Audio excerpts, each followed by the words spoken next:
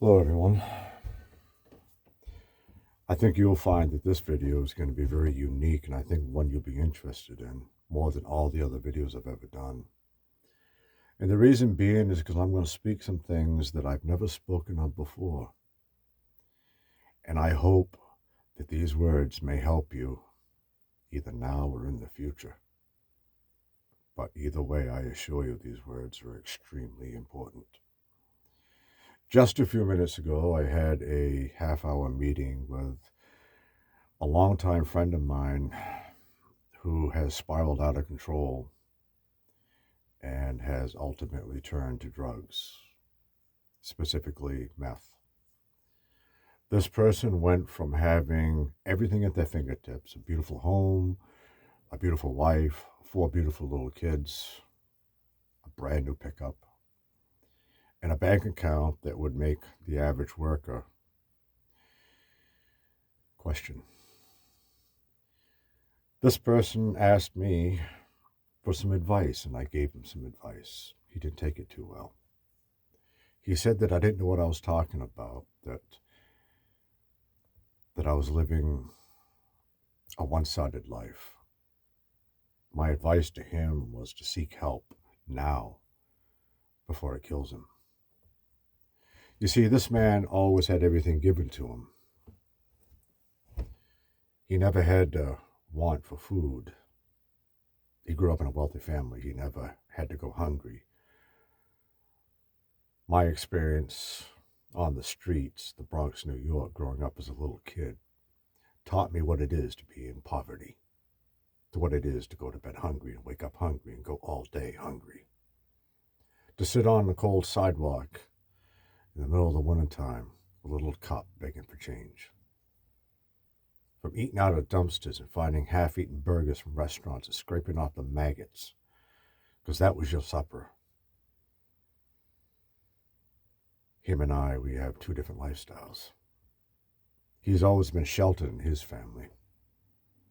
Me, when I was 7 years old, I had my jaw broken in 3 places in the same moment I was told that they loved me.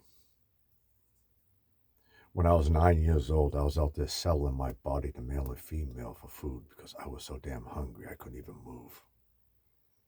I got involved in drugs and alcohol when I was in my early teens to kill the pain that happened for many years.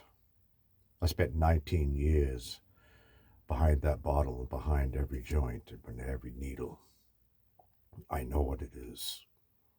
You see, this man never faced his mortality. I've been standing in alleyways in New York and California and Georgia, Florida, Oklahoma, Ohio, Mississippi, Louisiana, and Texas, my hands above my head facing down the barrel of a gun more times than I can remember. Look, people, I may not be the brightest bulb in the fucking box, but at least I'm in the box. And if anything that I say on this video or any other video in the future, please listen very carefully. If you will get into a position in your life where you feel that there is nothing left to live for, that you've lost everything, reach out to somebody. Reach out to somebody before it comes too late.